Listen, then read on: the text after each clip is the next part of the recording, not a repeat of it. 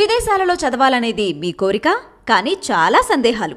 వీటన్నిటికీ full stop పెట్టి మీ dreams fulfil చేసుకోండి. Contact Videsh consults.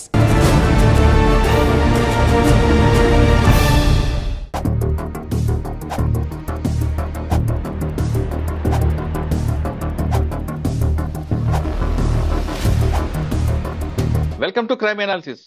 Delhi liquor కేసులో అరెస్ట్ అయి తిహార్ జైల్లో ఉంటున్న ఎమ్మెల్సీ కవిత గారికి ఈ రోజు బెయిల్ నిరాకరించింది కోర్టు. అయితే ఎందుకు నిరాకరించిన విషయం పక్కన చూస్తే, తన కొడుకు ఎగ్జామ్స్ కావాలంటూ కవిత పెట్టినా కానీ ఈడీ వాదనలో కోర్టు ఏకీభవించింది. గతంలో కూడా ఆమె చేసిన కార్యక్రమాల్లో ఫోన్లు ట్యాంపరింగ్ చేయడంతో పాటు సాక్షులు బెదిరించవచ్చు అనే కొన్ని అంశాలని కోర్టు ముందు పెట్టడంతో కోర్టు నమ్మి ఆమెను బెయిల్ నిరాకరించింది.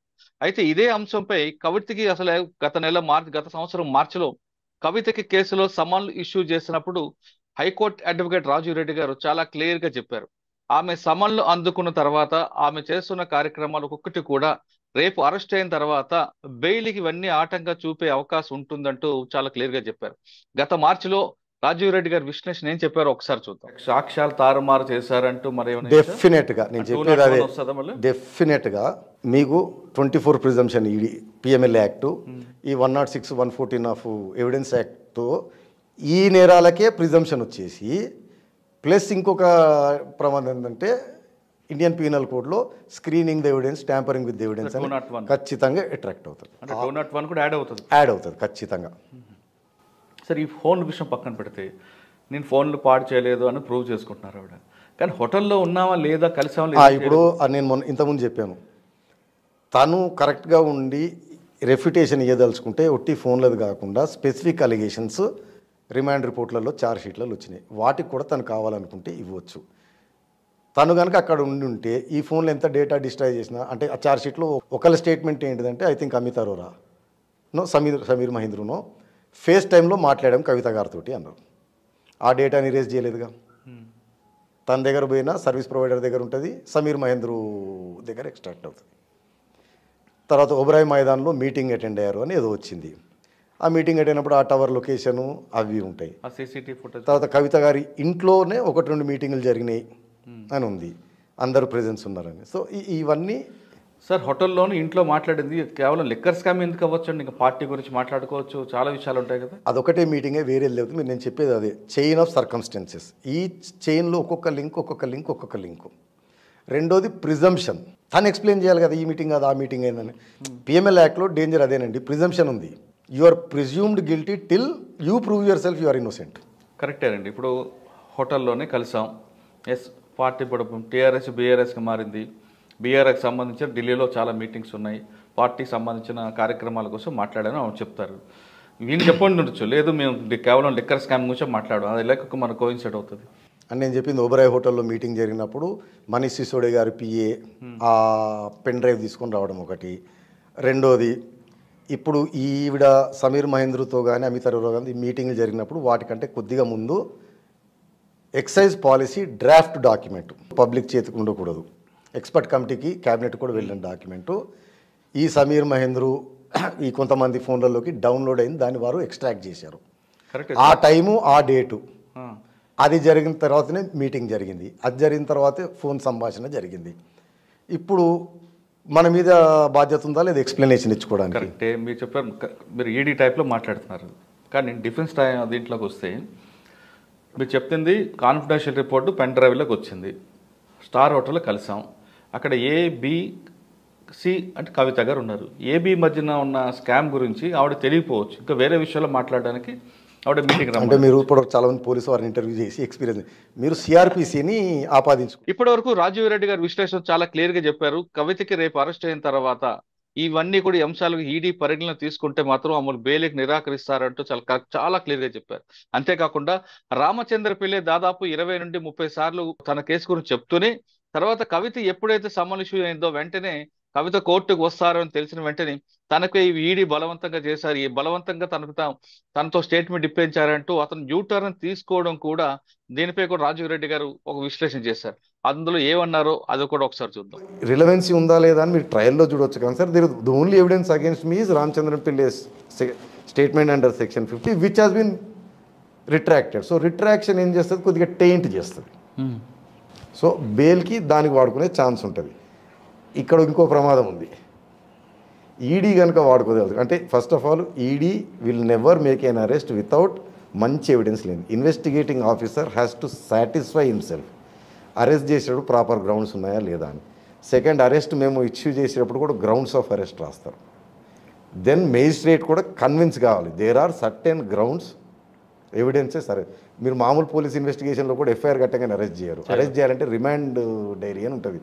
దాంట్లో ఇన్వెస్టిగేషన్ కొద్దిగా ప్రొసీడ్ అయింది, ఈ ఎవిడెన్స్లు వచ్చినాయి ఉంటుంది. సో అది లేనిది వాళ్ళు అరెస్ట్ చేయరు. So solely on the confession of Ramachandra Pillai అనేది మాత్రం అరెస్ట్ ఉండదు. సెకండ్ ఏమవుతుందంటే బెయిల్ వేసినప్పుడు there is a possibility of ఈవిడ చాలా పవర్ఫుల్, ఈవిడ ఉంటే 29 సార్లు 30 సార్లు మా ముందు 6 నెలల నుంచి అపియర్ అవుతూ మాకు సపోర్ట్ చేస్తూ కోఆపరేట్ చేస్తున్న వ్యక్తి జస్ట్ బిఫోర్ ఈవిడ్ని తీసుకొచ్చే ముందు టర్న్ అయ్యాడంటే మీరు ఇమాజిన్ చేసుకోండి ఆవిడ ఇన్ఫ్లుయెన్స్ కానీ థ్రెట్ కానీ ఎంత ఉంది. సో బయట ఉంటే విట్నెస్లు భయభ్రాంతులు ఇన్ఫ్లుయెన్స్ అవుతారు. సో అక్కడ మాత్రం డెఫినెట్గా ఎన్ఫోర్స్మెంట్ డైరెక్టరేట్ ఇది వాడుతుంది. అంటే ఆ పిల్లే గారు ఆ రిట్రీట్ తీసుకోవడం వల్ల అంటే రిట్రాక్షన్ అర్లీ స్టేజ్లో చేస్తే కాదు, మీరు అర్థం చేసుకోవట్లేదు. ఇది produce many times before the. అంటే కవిత గారికి ప్లస్ ఉంది, మైనస్ కూడా ఉంది. మైనసే ఉంది నా దృష్టిలో. ఎందుకో చెప్తున్నాను నేను. అది ప్లస్ అంటే ఓన్లీ రామచంద్ర పిల్లై స్టేట్మెంట్ ఒక్కదానిపైనే అరెస్ట్ చేస్తేనే plus. But 100% enforcement director authority will never arrest ఒక గ్రౌండ్ పైన. ఎంతో కొరాబరేటింగ్ ఎవిడెన్స్ గ్యాదర్ చేసిన తర్వాతనే సాటిస్ఫై కన్విన్స్ అయిన తర్వాతనే చేస్తారు. ఈ 2 అంశాలు పరిశీలిస్తే గత మార్చి నుంచి కవితకి సమ్మానం అందుతున్న దగ్గర నుండి జరుగుతున్న విశ్లేషణలో రాజీవ్ రెడ్డి గారు చాలా క్లియర్ గా చెప్పుకుంటూ వస్తున్నారు. ఆమె చేసిన ప్రతి కార్యక్రమం వెనుక ఆమె బెయిల్కి నిరాకరణకి ఇది ఒక పెద్ద ప్లస్ పాయింట్ అవుతుందని చెప్పారు. ఇప్పుడు ఈ రోజు జరిగిన సంఘటనలో అదే విషయాల్ని కోర్టు ప్రస్తావించిందా, లేదు మరికొన్ని అంశాలు ఏమైనా అందులో వచ్చాయని విషయాన్ని రాజీవ్ రెడ్డి గారిని తెలుసుకుని, రాజీవ్ రెడ్డి గారు ప్రస్తుతం స్కాట్లాండ్ లో ఉన్నారు. సార్ నమస్తే అండి. నమస్తే సార్, మీరు గత మార్చిలోనే చాలా క్లియర్ గా చెప్పారు. ఇప్పటి వరకు సమన్లు అందిన తర్వాత ఎవరైనా ఏం చేస్తే జరుగుతుంది, సిఆర్పిసిలో జరిగితే ఏమవుతుంది, ఈడీ కేసులో మరో 2 యాడ్ అవుతాయంటూ చాలా క్లియర్ గా ఒక్కొక్కటి వివరణ చేసుకొచ్చారు. ఈ రోజు ఆర్డర్ కాపీ మీకు చూశారు, అదే అంశాలను ప్రస్తావించారా, లేదు మరికొన్ని అంశాలు యాడ్ అయి ఉన్నాయా? అంటే నేను గతంలో విశ్లేషణ చేస్తూ చెప్పింది ఏంటిదంటే అండి, 2. ఒకటి, కవిత గారికి నోటీస్ వచ్చి ఆవిడ పైన ఇన్వెస్టిగేషన్ ఇనిషియేట్ మొదలవడంతో రామచంద్ర పిల్లై స్టేట్మెంట్లు వెనక్కి తీసుకున్నాడు. అవునండి. దానిపైన నేను చెప్పింది ఏంటిదంటే అతను 20-30 సార్లు స్టేట్మెంట్లు ఇచ్చి రిపీటెడ్ కోర్టులో ఆయనను హాజరుపరుస్తున్నప్పుడు కూడా అతను ఈడీ వారు నన్ను బెదిరించారు, ఫోర్స్ చేస్తున్నారని కంప్లైంట్ ఇచ్చే అవకాశం ఉన్నది చేయకుండా సడన్ గా ఉన్నట్టుండి ఐ థింక్ ఆఫ్టర్ 3 నెలలు 4 అవును గ్యాప్ తర్వాత కవితని పిలిచినప్పుడు మాత్రమే అతను ఆ స్టాండ్ తీసుకున్నాడు. నన్ను బెదిరించి ఇప్పించుకున్నారు, ఆ స్టేట్మెంట్ నేను వెనక్కి తీసుకుంటున్నాను అని. అవును. అప్పుడు నేను చెప్పింది ఏంటిదంటే దీన్ని ఈడీ వారు ఖచ్చితంగా వాడుకుంటారు. బెయిల్ అప్పుడు ఇబ్బంది అవుతుంది, ఎందుకంటే ఈవిడ బయట ఉంటే విట్నెస్ ఇన్ఫ్లుయెన్స్ అవుతున్నారు అని. అవునండి. రెండోది, ఫోన్లు సబ్మిట్ చేసినప్పుడు కూడా నేను చెప్పాను, వాటిని కనుక ఫార్మాట్ డిలీట్ చేస్తే చాలా ఇబ్బంది పడుతుంది. ఎందుకంటే ప్రిజంప్షన్స్ ఇండియన్ ఎవిడెన్స్ యాక్ట్ లో ఉంటాయి, పిఎంఎల్ యాక్ట్ లో డేంజరస్ ప్రిజంప్షన్స్ అండి అవి. ఇప్పుడు మీరు చెప్పిన విశ్లేషణ ప్రకారం అప్పుడు నేను చెప్పినట్టు బెయిల్కే కాదు, రేపు కవిత గారికి ట్రయల్లో కూడా ఇబ్బంది అయ్యి శిక్ష పడే ఛాన్స్ ఉంటుంది. ఎలాగంటే పిఎంఎల్ లో ప్రిజంప్షన్ ఉంటుంది, ఇండియన్ ఎవిడెన్స్ యాక్ట్ లో ప్రిజంప్షన్స్ ఉంటాయి.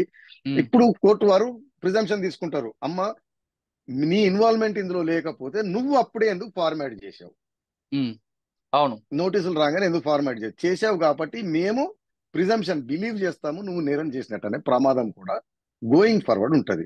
ఇప్పుడు కవిత గారి బెయిల్ పిటిషన్ కి వచ్చే వరకు కవిత గారి బెయిల్ విషయం కాసేపు కవిత గారి విషయం కాసేపు పక్కన పెడితే, ఇందులో మీరు ఇందాక అన్నట్లుగా శిక్ష పడడం ఖాయం అంటున్నారు. అంటే సాక్ష్యాలు తారుమారు చేసినందుకు 201 తో పాటు ఇంకేమైనా యాడ్ అవుతాయా? నేను ఖాయం అని లేదండి, పాసిబిలిటీ ఎక్కువ ఉందన్నాను. 201 ఎలాగూ ఉంటది, సాక్ష్యాలు తారుమారు చేయడం ఎలాగూ ఉంటది, దాంట్లో పడే అవకాశం మోర్. కానీ మనీ లాండరింగ్ యాక్ట్ లో ఏంటిదంటే ప్రిజంప్షన్ ఉంటది అనమాట. ప్రైమా ఫేసి ఈడీ వారు కనుక ఈవిడ ఇన్వాల్వ్మెంట్ చూపెడితే చాలు, ప్రిజంప్షన్ కిక్ ఇన్ అయిన తర్వాత, ఇప్పుడు సపోజ్ మీరే జడ్జి అనుకోండి, అంటే సామాన్య ప్రజలు చెప్తున్నా, లా వదిలేసేయండి, మీ పైన కేసు బుక్ అయ్యి ఇన్వెస్టిగేషన్ మొదలై నోటీసులు ఇచ్చిన తర్వాత ఏ ఫోన్లు అయితే నువ్వు వాడే వాటిని డిస్ట్రాయ్ చేయడము డిలీట్ చేయడం చేశారనుకోండి, మీరేం ఊహించుకుంటారు?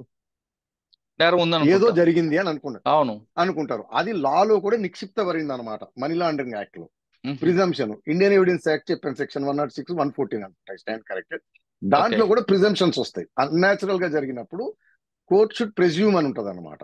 మ్మ్. సో కవిత రీజనబుల్ గా ప్రూవ్ చేసుకోవాలి, ఎందుకు ఫార్మాట్ చేశారు, ఏం చేశారు అనేది చేసుకోవాల్సి వస్తుంది. లేకపోతే శిక్ష పడే పాసిబిలిటీ ఎక్కువ ఉంటది. ఎలాగో ఓకే. 201 ఉంది.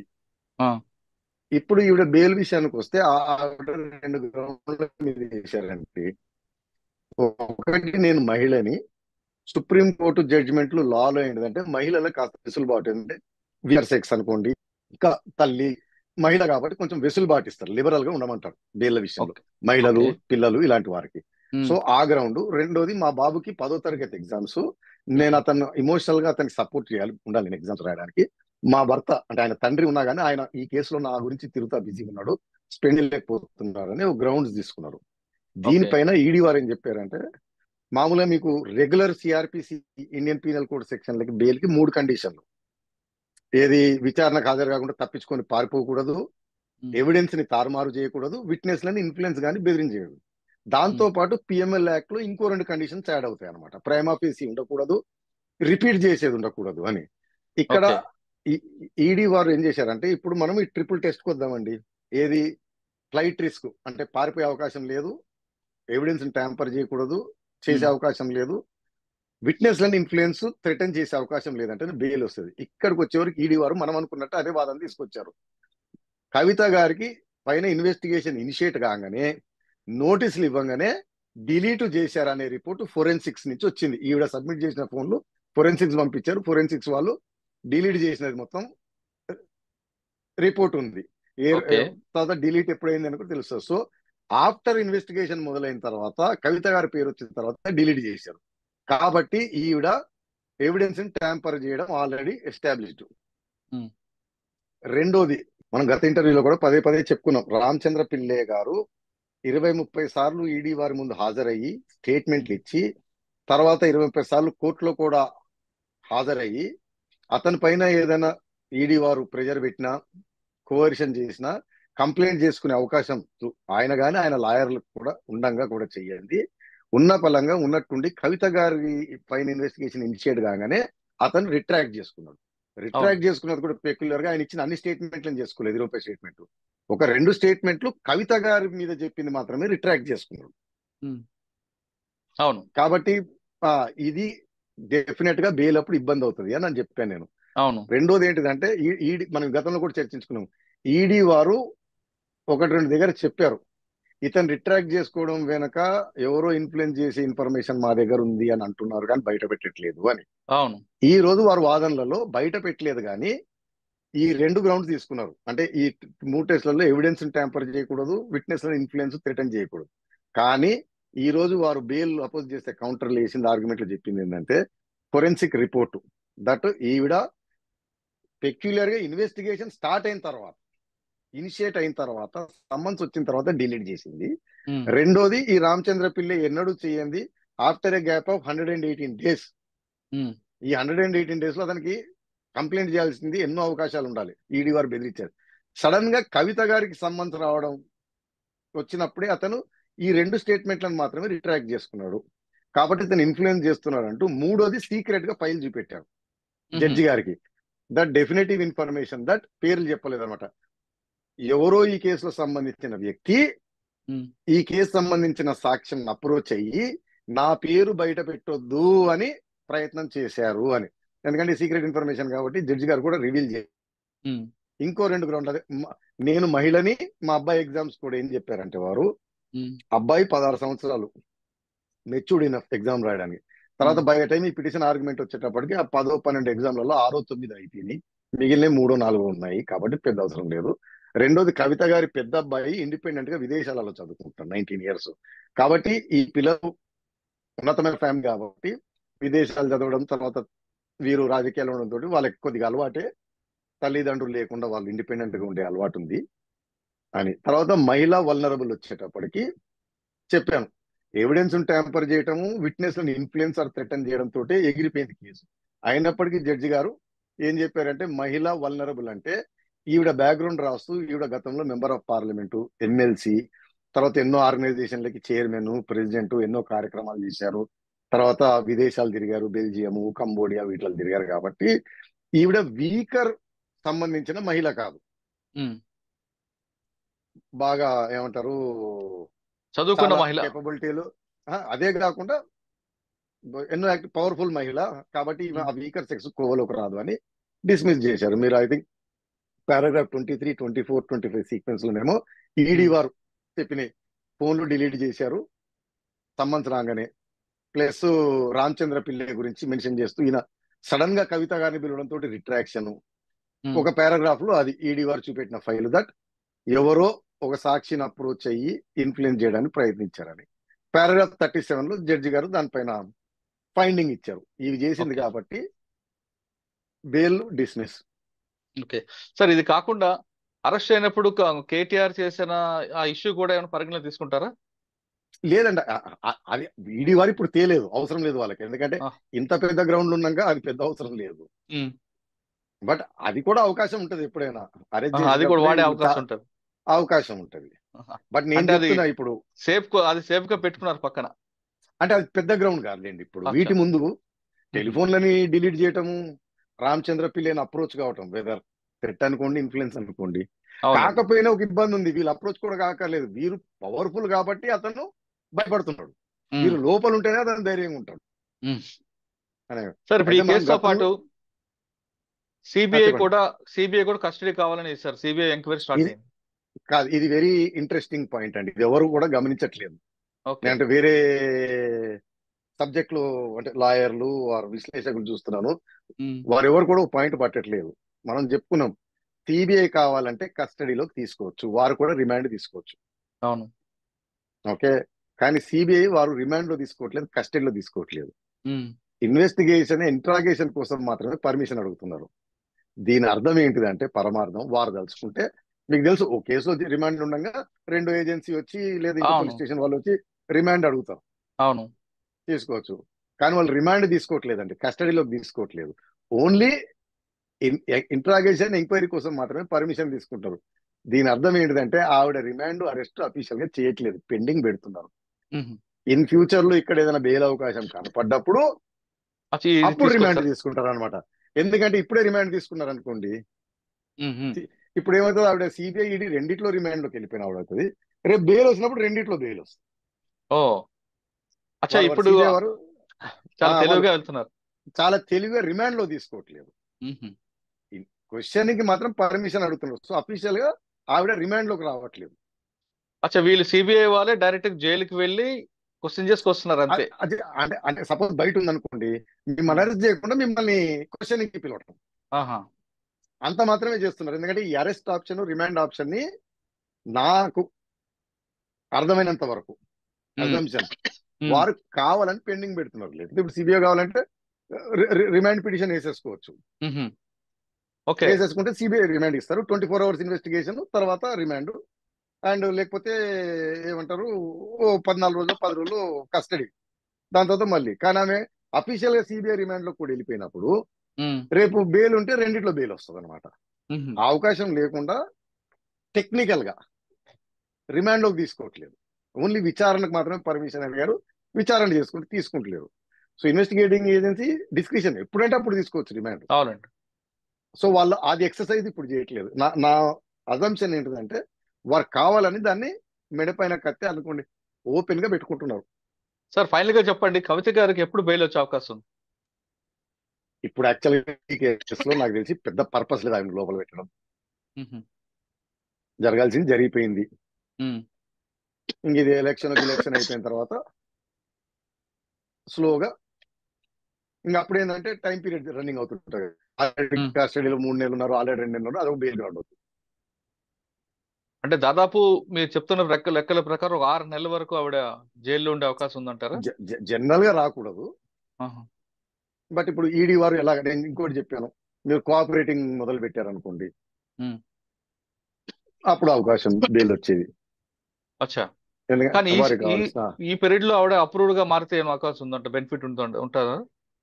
100% కోఆపరేట్ చేస్తే ఈడీ వాళ్ళు మనం ఏమంటారు, ఏజెన్సీలు బెయిల్కి సపోర్ట్ చేస్తాయి. కానీ ఇగో ఆవిడ అదే చాలా కదండి. స్పష్టంగా చెప్తున్నారు, నేను అప్రూవర్ మారను అన్న అప్రూవర్ గా మారను అంటూ. ఇప్పుడు ఇప్పుడు చాలా అంటారండి, పోయినప్పుడు చూద్దాం, అది మన చేతిలో లేదు కదా ఎవరు ఎలాగా అవుతారనేది. ఇప్పుడు ప్రెషర్ లోనే కదండి మనిషి యాక్చువల్ క్యారెక్టర్ బయటకు వచ్చేది. బయట అవును. ఉన్నప్పుడు నేను ఇప్పుడు మాకు వెనకటి ఒక రౌడీ షీటర్ ఉండేది, ఆ పూట అంతమంది అంతా ఇంతమంది అంట అని చెప్పావు. ఇక్కడ బజార్లో చాలా నువ్వు బార్డర్ పైకి వెళ్ళి యుద్ధంలో పాల్గొంటే తెలుస్తుంది నీ రియల్ క్యారెక్టర్. ఉమ్. అంటే ఇప్పుడు జైలు జీవితంలో ఆవిడ మార్పు వచ్చే అవకాశం ఉందంట. 100% ఎవరికైనా మార్పు వస్తుంది. అంటే అవును. ఒకటి రిట్రోస్పెక్షన్ అయితే వస్తుంది కదండి.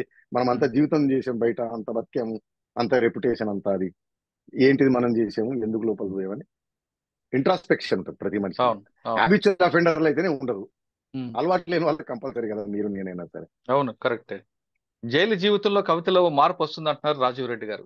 కవిత కాదు, జైలుకి వెళ్ళిన ఎవరికైనా సరే తనకున్న స్థానం రాత్రి పడుకునేటప్పుడు చాలా విషయాలు గుర్తుకొస్తాయి. కాబట్టి ఆవిడలో కొంచెం మార్పు వస్తే, ఆవిడ ఏజెన్సీ కానీ సహకరిస్తే బెయిల్ వచ్చే అవకాశం ఉందంటూ రాజీవ్ రెడ్డి గారు చెప్తున్నారు. ఇది రాజీవ్ రెడ్డి గారితో విశ్లేషణ. మరో అంశంలో మళ్ళీ కలుద్దాం. అంతవరకు నమస్తే. Thank you sir. Thank you very much అండి.